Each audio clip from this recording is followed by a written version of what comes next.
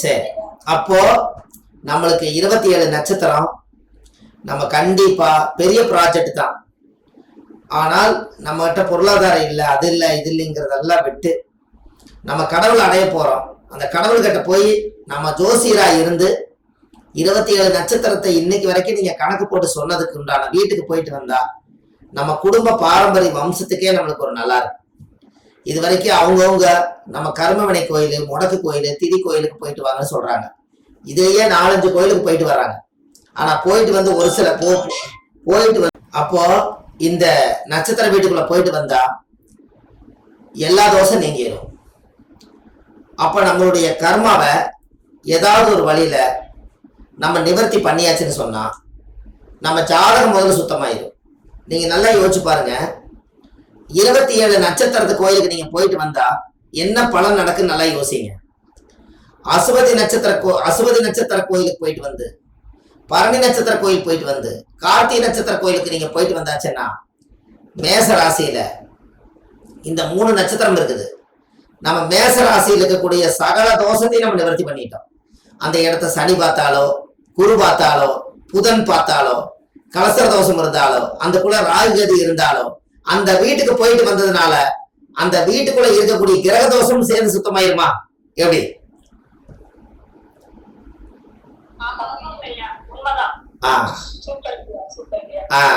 இப்ப நீங்க பரிபூர்ண ஜாதகம்ங்கிறது இப்படியே ரிஷப ராசிக்குள்ள என்னென்ன நட்சத்திரம் இருக்குது? கார்த்திகை 3ஆம் பாதம் 1, 2, 3, 2, 3, 4, அதுக்கு அடுத்தது ரோகிணி, அதுக்கு அடுத்து மிருகசீரிஷ 2 பாதம். இதுக்குள்ள எந்தெந்த கிரகம் எந்தெந்த நட்சத்திர சாரத்துல இருந்தாலும் இந்த 3 கோயிலுக்கு போயிட்டு வந்தோடனே ரிஷபராசி தோஷத்துல இருக்கக்கூடிய ரிஷப வீட்டுக்கு இருக்கிற எல்லா கிரக தோஷம் பத்தியா இப்பதான் நீங்க பாயிண்ட புடிச்சுக்கிறீங்கன்னு நினைக்கிறேன். கரெக்டுங்களா?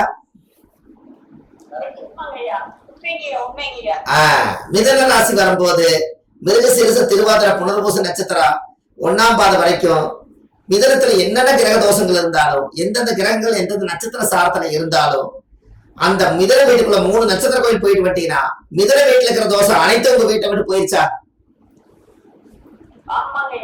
ஆஹா, இத்தனை நாளா தெரியாமலே போச்சு இல்லைங்களா? கரெக்டுங்களாமா? கடகராசியில புனர்பூசம், பூசம், ஆயிலி நட்சத்திரத்துல யார் பிறந்தாலும் இந்த 3 நட்சத்திரத்துல ஒரு கிரகங்கள் போய் சாரமாகி உட்கார்ந்து இருந்தா சார வீட்டுக்கே போய் தேங்காய் உடைச்சு குளிர்ச்சி பண்ணி சாமி கும்பிட்டு வந்தாச்சுன்னு சொன்னால் அன்னையோட உங்க ஜாதகத்தில் இருக்கக்கூடிய கடகராசி தோஷம் நிவர்த்தியா? இப்படியே நீங்க ஆடுறா சிம்மராசியில நம்ம ஜாதகத்துல நீங்க ஒரு உரமனை வருதுன்னா, ஒரு உதாரணம் சொல்றேன். ஏன் இப்படி 27 நட்சத்திரத்துக்கு 12 ராசி தோஷம் நிவர்த்தி பண்றோம்னா, ஒரு உரமனை வருதுன்னா கூட அன்னத்தனைக்கு நம்ம வீடு வாசல் எப்படி இருக்குதோ இல்லையோ, சேர் வாங்குறதுக்கு கூட ஒரு காலத்துல காசு இல்லாதப்போ காக்கா கத்துனா உரமனை வருதுன்னு பாக்க, உரமனை வருதுன்னு நம்ம தெரிஞ்சு நோம்பி நொடி வந்துருச்சுன்னா வீடு வாசல்லாம் வலிச்சு பாத்திர மண்டமெல்லாம் கழுவி பழைய பாய் தலைகாணியெல்லாம் கொண்டு போய் ஆத்துல போட்டு உரமனை வரும்போது புது பாயெல்லாம் வச்சு வாசல்ல கோலம் போட்டு ஓரளவுக்கு நாகரீகமா நம்ம இருக்கிறோங்கிறத வர்ற உரமனைக்கு புழங்காத ஒரு சட்டையை, புழங்காத ஒரு செம்புல தண்ணி கொடுத்து அவங்கள நம்ம அரவணைச்ச காலம் ஒரு காலம் உண்டு. சரியா தவறாங்க? அப்போ ஒரு உரமனை, அப்போ இதுல இருந்து என்ன தெரியுது உங்களுக்கு? ஒரு உரமனை வருதுன்னா கூட நீங்க உங்க வீடு வாசலை சுத்தப்படுத்துறீங்களே, உங்க ஜாதகத்துல உங்க ராசி கட்டத்துல தோஷம் இருக்கிற வீட்டை நீங்க போய் சுத்தப்படுத்திட்டு வரதுல இது என்ன தப்பு சொல்லுங்க?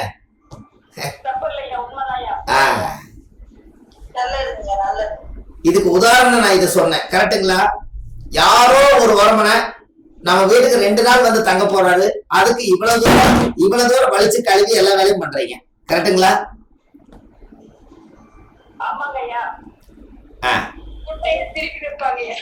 என்னங்க எவ்வளவு சந்தோஷம் வரும் உங்களுக்கு. அப்படியே அந்த தண்ணிக்கு பார்த்தா நம்மளுக்கும் தலைக்கு என்ன தேய்க்கலனா அன்னைக்கு தலைக்கு என்ன தேய்ச்சு தலையெல்லாம் ஜீவி அதுக்கு முன்னாடி ஒரு 10 நாளா நம்ம குளிச்சிருக்க மாட்டோம், தலை செய்ய மாட்டோம். அன்னைக்கு இங்க குளிச்சு சந்திர குங்குமம் எல்லாம் வச்சு வந்திருக்க புது துணி எதை இருக்கிறத எடுத்து போட்டுட்டு வர்றவங்கள வாங்க வாங்கன்னு அந்த அரவணைப்போட உள்ளுணர்வோட செய்யறீங்க. ஒரே ஒரு ஆத்மா நம்ம வீட்டை தேடி வந்ததுக்கே இந்த ஆத்மா இவ்வளவு சுத்தப்படுத்துத வீட்டை. அப்ப நம்மளோட ஜாதகத்தினுடைய வீட்டை நீங்க நேரா போய் சுத்தப்படுத்திட்டு வந்தாச்சுன்னா அந்த வீடே பரிசுத்தமாயிரும் அல்லவா?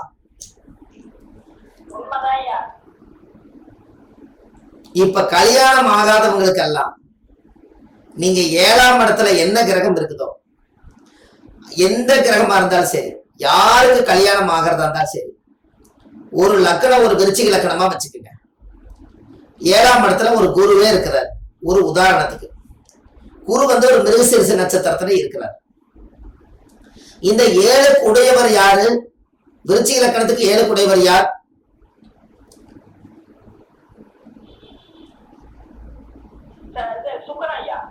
சுக்கரன். ஆனா இருக்கிறது குரு. அப்ப 7 உடையவர் சுக்கரன். அவர் போய் ஏதோ ஒரு நட்சத்திரத்துல, ஒரு சிம்மத்துல இருக்கிறார் மக நட்சத்திரத்துலனா, அப்போ ஒரு ஜாதகத்துல 7ஆம் இடத்தை சுத்தப்படுத்தணும்னா 7ஆம் இடத்துல குரு என்ன நட்சத்திரத்துல இருக்கிறாரு? மிருகசீரிஷத்துல. 7ல கிரகம் நிக்கிற நட்சத்திர கோயிலுக்கும் 7ஆம் அதிபதி மக நட்சத்திரத்துல சுக்கிரன் நிக்கிற கோயிலுக்கும் நீங்க போயிட்டு வந்தாச்சுன்னா உங்க ஜாதகத்துல 7ஆம் இட தோஷம் நிவர்த்தியாகி கல்யாணம் ஆக போகுது. இவ்வளவுதானே?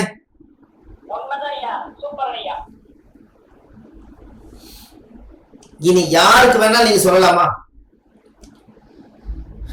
அதாவது ஒரு கிரகம் ஒரு திசை வந்தாத்தான் கல்யாணம் நடக்குன்னு நீங்க நினைச்சிட்டீங்க. 7ஆம் இடத்துக்கு வீடு கொடுத்த கிரகம் எந்த கிரகமோ, 7ஆம் இடத்துல ஏதோ ஒரு கிரகம் உட்கார்ந்து இருக்குது. அந்த வீட்டினுடைய நட்சத்திர சார கோயிலுக்கு நீங்க போகும். அதே 7 குடையவர் நட்சத்திரம் சுக்கரனா இருக்கிறதுனால 7 குடையவர் மக நட்சத்திரத்துல இருக்கிறார் அப்படின்னா இந்த மக நட்சத்திர கோயிலுக்கும் 7ஆம் பாவத்துல குரு நிக்கிற நட்சத்திர கோயிலுக்கு நீங்க போயிட்டு வந்தாச்சுன்னா அப்போ 7க்கு வீடு கொடுத்தவருடைய கோயிலும் 7ஆம் அதிபதிக்கு வீடு கொடுத்த நட்சத்திர கோயிலும் போயிட்டு வந்தாச்சுன்னா அவருக்கு முதல் நாகதோஷம் சர்ப்பதோஷமே வேண்டாம். இந்த மனைவி எந்த வீட்டுல எந்த ஊர்ல இருக்குதுங்கிறது கர்மா கண்ணை மறைச்சது இந்த திற திறந்துடும். அதுக்கப்புறம் அவங்க பேசி முடிவு பண்ணி கல்யாணம் பண்ணிக்க வேண்டியதான். Simple logic. எப்படி?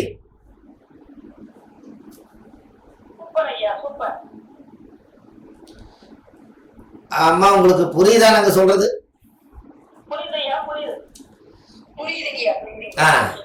அப்போ இப்ப நீங்க ஒண்ணும் வேண்டாம். எனக்கு லக்கணம் விருச்சிகம். என்னுடைய நட்சத்திரம் விருச்சிக லக்கணத்துல கேட்ட நட்சத்திரத்துல லக்னம் உட்கார்ந்துருக்குது. இப்ப நான் என்ன பண்ணணும்னா, நான் இருக்கும் இடத்தில் ஸ்ட்ராங்கா இருக்கணும், நான் 4 பேருக்கு நல்லது செய்யணும், நான் நல்லா ஸ்ட்ராங்கா வளர்ந்து மக்களுக்கெல்லாம் உதவி செய்யணும்னா நான் பிறந்த லக்கணம் தாயுடைய கர்ப்பத்துல உதிக்கும் போது விருச்சிகத்துல பிறக்கும் போது அனுச நட்சத்திரம் இல்லாம விசாக நட்சத்திரம் இல்லாம கேட்ட நட்சத்திரத்துலதான் நான் பிறக்கணும்னு சொல்லி ஒரு தாயுடைய கர்ப்பத்துல நான் 10 மாசம் சுமந்து என்னுடைய பெற்ற தாய் அப்பா உருவாக்குன நட்சத்திரத்தினுடைய கணக்கை வச்சு என்னைக்கு கேட்ட நட்சத்திரத்துல போய் நீ இந்த ஜென்மம் பூரா நீ லக்கணமா இயங்கி எல்லாத்துக்கும் 120 வருஷம் பூரணமா நீ எல்லாத்துக்கும் சர்வீஸ் பண்ணிட்டுவான்னு சொல்லி பிரபஞ்ச முடிவெடுத்து கேட்ட நட்சத்திரத்தை பிக்ஸ் பண்ணியிருந்தால் லக்னம் என்பது ஜாதகரே. என்னைக்கெல்லாம் நான் கேட்ட நட்சத்திரத்து கோயிலுக்கு போய் வருஷ தேங்காவில் உடைச்சு சாயம் விட்டு வரணும், அந்த நட்சத்திரத்துடைய சக்தியால அந்த லக்னம் உலகம் பூரா சிறப்படையும். எப்படி?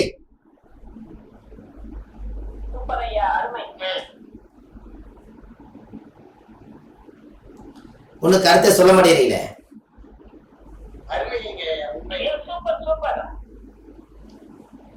இந்த மாதிரி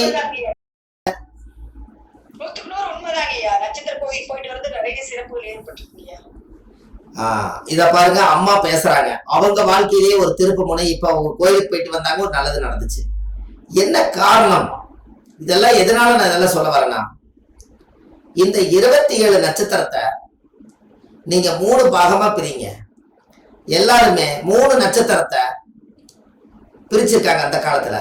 காலற்ற, தலையற்ற, உடலற்ற. அப்போ அந்த காலத்திலேயே ஒரு உதாரணம் சொல்றேன். அசுவனி நட்சத்திரம் முழு நட்சத்திரம், பரணி நட்சத்திரம் முழு நட்சத்திரம், கார்த்திகை நட்சத்திரம் ஒண்ணு மட்டும் உடைபட்ட நட்சத்திரம். யாராவது இந்த கார்த்திகை நட்சத்திரத்தை அன்னைக்கு நீங்க ஒரு மேஸ்திரி கூப்பிட்டு பாலக்கால் போட்டீங்கன்னா அவர் என்ன பண்ணுவாருன்னா அவர் ஐடியா கொடுப்பார். பில்டிங் இப்படி ஹைட்டா வந்துருங்க, நம்ம பேஸ் மட்டமெல்லாம் இந்த அளவு ஸ்ட்ராங்கா போட்டா தான் சிறப்பா இருக்குன்னு சொல்லி கார்த்திகை நட்சத்திரத்துல பிறந்தவர் நீங்க புடிச்சு பாலக்கால் போட்டீங்கன்னா, ஒருவேளை கார்த்திகை நட்சத்திரம் வர்ற அன்னைக்கு போட்டீங்கன்னா, கார்த்திகை நட்சத்திரம் 1ஆம் பாதத்துல இருக்கும் போது போட்டீங்கன்னா என்ன ஆகுன்னா, கார்த்திகை நட்சத்திரம் 1ஆம் பாதம் என்பது மேச ராசியிலே நின்றும். இவர் என்ன பண்ணுவாருன்னா அஸ்திவாரம் தோண்டி பாலக்கால் பிடிச்சு அஸ்திவாரம் மட்டும் போட்டுருவாரு. பில்டிங் எழுப்பலாங்கும் போது இவருக்கு இவங்க 2 பேரும் ஹவுஸ் ஓனருக்கு இவருக்கு சண்டை வந்துடும். கடைசியில கணக்கு வழக்கெல்லாம் பார்த்து மேச ராசியிலேயே கார்த்திகை கட்டாய் போனதுனால இந்த வேலையே வேண்டான்னு இந்த மேஸ்திரி என்ன பண்ணிடுவாரு, விட்டு போட்டு வேற பக்கம் போயிடுவார். இந்த வீடு நின்னே கிடக்கு. 6 மாசம் ஆகியும் 1 வருஷம் ஆகியும் இது நின்னே கிடக்கும். அப்ப இதுக்கு பரிகாரமே இல்லையா அப்படின்னு கேட்டா, அந்த வீட்டை எழுப்பணும்னா அதே ரிஷபராசியில யாராவது ஒருத்தர் பிறந்து கார்த்திகை நட்சத்திரம் 2ஆம் பாதம் 3ஆம் பாதம் 4ஆம் பாதத்துல பிறந்திருந்தாங்கன்னா அந்த 1ஆம் பாதத்துல விட்டு போன ஜாயினை கொண்டு வந்து ரிஷபராசி சந்திரன் உச்சமா இருக்கிறதுனால அந்த வீட்டை கட்டி முடிப்பார். எப்படி?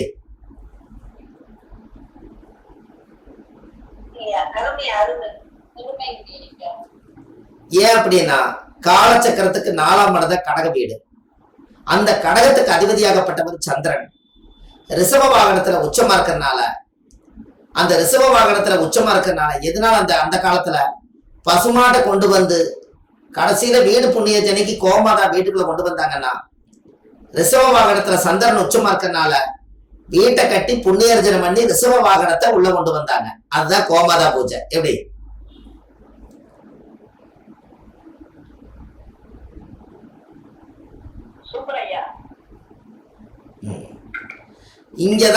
இங்கதான் உங்களுக்கு வந்து பசுமாடும் கண்ணுக்குட்டியும் வந்து வீட்டு வாசல்ல நின்று உள்ள கூட்டிட்டு போறதுக்கு வந்த சாஸ்திரமே காலச்சக்கரத்துக்கு 4ஆம் இடம் என்பது சந்திரனாகும்.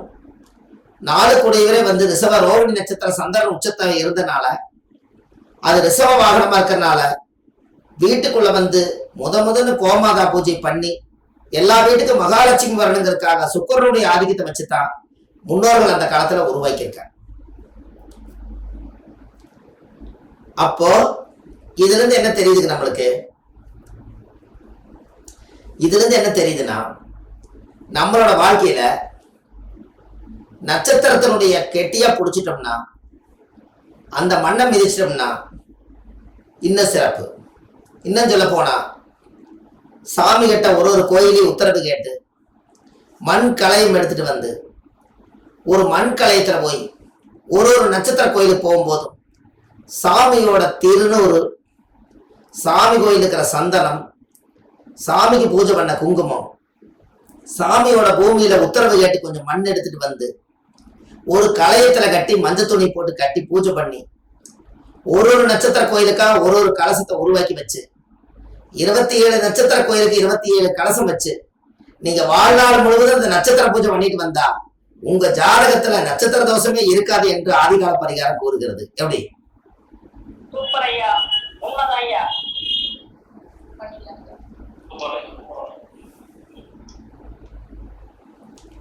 இப்படியெல்லாம் நீங்க வித்தியாசமான கோணத்துல இதை யோசிச்சு பாருங்க.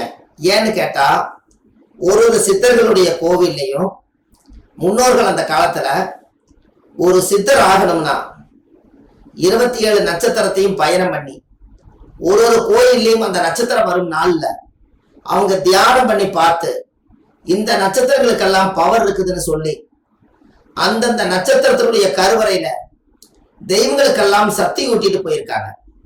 அதனாலதான் இன்னைக்கும் அந்த ஜாதகத்துல அந்த அமைப்பு இன்னைக்கு அந்த நட்சத்திர கோயில் போயிட்டு வந்தா வேலை செய்வதற்கு அதான் காரணம். ஒரு உதாரணம், நான் 18 வருஷமா இந்த கோயில்ல பூஜை பண்றேங்க ஒருத்தர் சொல்றாரு, ஒருத்தர் 40 வருஷமா நான் பூஜை பண்றேன்னு சொல்றாரு. அப்ப இவ்வளவு காலம் அந்த சாமி அவருடைய பார்வையில அவரை ஏன் பிடிச்சு வச்சிருக்குதுன்னா, இந்த தாராபலன்ல வந்து இந்த வதை நட்சத்திரங்கள் இந்த மாதிரி இருக்கக்கூடிய நட்சத்திரங்கள் எல்லாம் என்னைக்காவது ஒரு நாள் அந்த குண்டானவர் பிறந்திருந்தாருன்னா அவருக்கு பல சோதனைகளை கொடுத்து வெளியேற்றிடும். அதுக்கு சாதகமான நட்சத்திரத்துல ஒருத்தர் வந்து பூசை பண்ணாருன்னா சாமி ரொம்ப காலமா இனிமையா ஏத்துக்கும். எப்படி?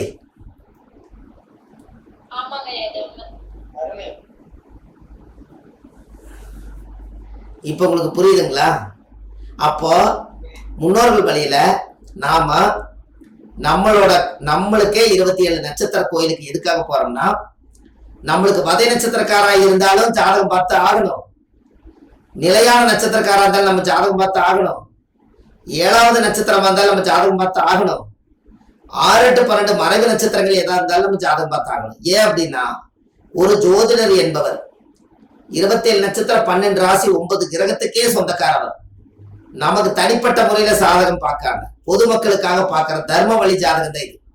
அதனால நம்ம 27 நட்சத்திர கோயிலுக்கு போயிட்டு வரோம். இந்த 27 நட்சத்திரம் 12 ராசி 9 கிரகம், இது 9 கிரகத்தை கூட்டினா 48 வரும். இந்த 60 வருடத்தை சேர்த்துனீங்கன்னா 108 வரும். அப்போ அந்த காலத்திலேயே 60 வருஷத்தை கொண்டு போய் இதுலதான் இணைச்சிருக்காங்க. இப்ப அச்சை திருதி வந்துச்சா இல்லையா உங்களுக்கு?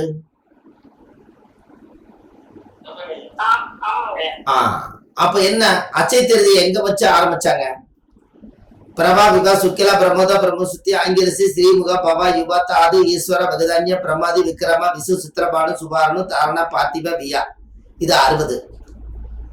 சர்வஜித்து சர்வதாரி விரோதி விக்ரதி கரா நந்தன விஜயா ஜெயா மன்மதா துர்மிகை கேர்விளபி விளபி விகாரி சார்வரி பிளவ சுபகிருது சோபகிருது குரோதி விசுவாசு பரபவ 40. பிளவங்கா கீழகா சௌமியா சாதாரண விரோதிகிறது பரிதாய் பிரமாச்ச ஆனந்த ராஜஸ் நலா பிங்கள காளைத்தி சித்தாத்தி ரவுதிரி துர்மதி துந்துபி உத்தகர ரத்தாச்சா குரோதனா அச்சயா. இந்த அச்சயாங்கிறது வந்து எங்க வருதுங்க? 60வது வருஷத்துல வருது. இந்த 60வது வருஷத்துல அச்சை பாத்திரம் எடுக்கெடுக்க வருது. மறுபடி திரும்ப திரும்ப நம்ம நல்லா இருப்போம்னு சொல்றதுக்கு காரணம் என்னன்னா, ஒரு மனிதன் 60 வயசு வரைக்கும் வாழ்ந்து முடிச்சு போட்டு யதார்த்தமா குழந்தை பையனாட்ட மறுபடியும் தாலி கட்டி மறுபடியும் வாழ்க்கையை ஆரம்பிக்கிறார். அதனால அச்சை பாத்திரம் மாட்டா எடுத்துக்கிட்டே இருக்கலாங்கிறதுக்காக தான் அச்சையா முடிஞ்சு மறுபடியும் பிரபாவில் ஆரம்பிக்கிறீங்க. அதனாலதான் அச்சை பாத்திரமா வாழுதுங்க. எப்படி?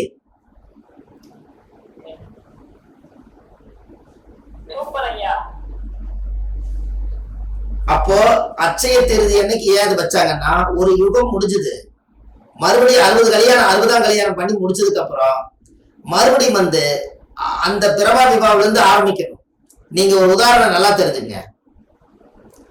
இந்த 12 ராசிக்குள்ள 12 ராசி கட்டத்துக்குள்ள 60 வருஷத்தை உள்ள அடக்கிருங்க. அப்ப எவ்வளவு வரும்?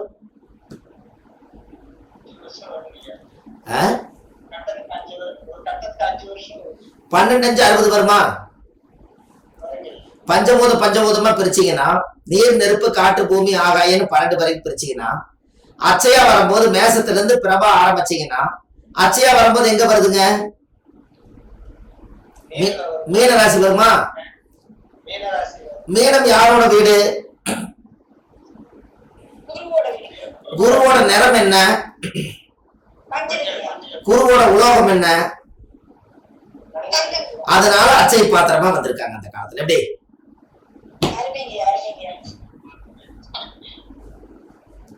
எனக்கு எப்படி காலச்சக்கரத்தை பிரிக்கிறோம் பாத்தீங்களா? அப்போ மீன ராசியில குரு அச்சையா வந்து அங்கதான் முடியுது. மறுபடியும் அடுத்து மீனம் முடிஞ்சா எங்க ஆரம்பிப்பீங்க?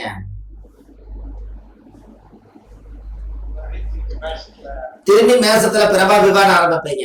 அப்ப அச்சை பாத்திரம் எடுக்க வந்துட்டே இருக்குதுங்கிறதுக்காகத்தான் 120 வருஷம் ஒரு மனிதனுடைய வாழ்க்கையில அந்த 120 வருஷம் பூர்ண ஆயுள கொண்டு போய் மீனத்துல வச்சாங்க. இந்த 120 வருஷத்துல சைபரை எடுத்துட்டீங்கன்னா எவ்வளவு இருக்கும்? கொஞ்சம் எனர்ஜி எல்லாருமே பேசுங்கம்மா. 2 பேரும் 3 பேர் தான் பேசிட்டு இருக்கீங்க. கரெக்டா சொல்லுங்க. 12 சைபர் எடுத்துட்டா 12. அந்த 12 கூட்டிங்கன்னா எவ்வளவு? இல்ல வெறும் 12 மட்டும் கூட்டிங்கன்னா எவ்வளவு? 3ஆம் நம்பர் வந்து என்ன கிரகம்? அதனால தங்கம் அங்கதான் தங்குது.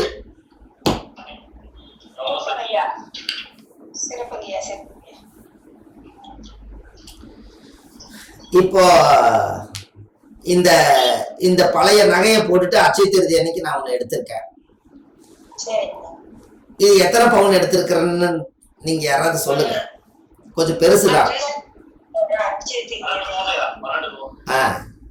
12 பவுன் எதுக்கு எடுத்துன்னு சொல்லுங்க. 12 ராசிக்கு 12 பவுன்.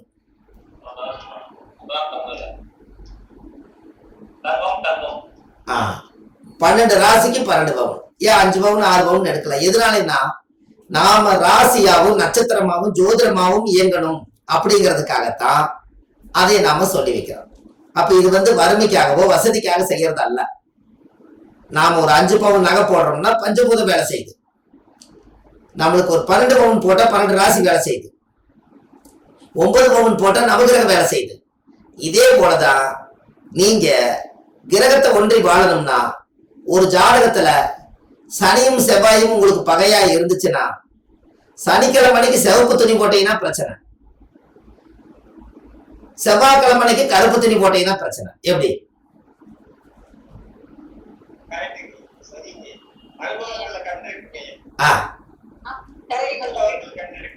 சனியும் செவ்வாயும் பகையா இருந்தா சனிக்கிழமைக்கு சிவப்பு போட்டா அன்னைக்கு யுத்தம், செவ்வாய்க்கிழமைக்கு சனி கருப்பு போட்டா அன்னைக்கு யுத்தம். எப்படி? அப்ப நம்ம கையில தான் எல்லாமே இருக்கு. இந்த ஆதிகால பரிகாரம் இந்த உலகத்துக்கு கொண்டு வந்து இன்னைக்கு எத்தனையோ பேர் புக்கெல்லாம் வாங்கி படிக்கிறாங்க. எத்தனையோ பேர் கூப்பிட்டு சொல்றாங்க, ஐயா இந்த புத்தகம் வந்ததுக்கு அப்புறம் நல்லா இருக்குதுங்க ஐயா, நான் நிறைய சும்மா இருக்கும்போது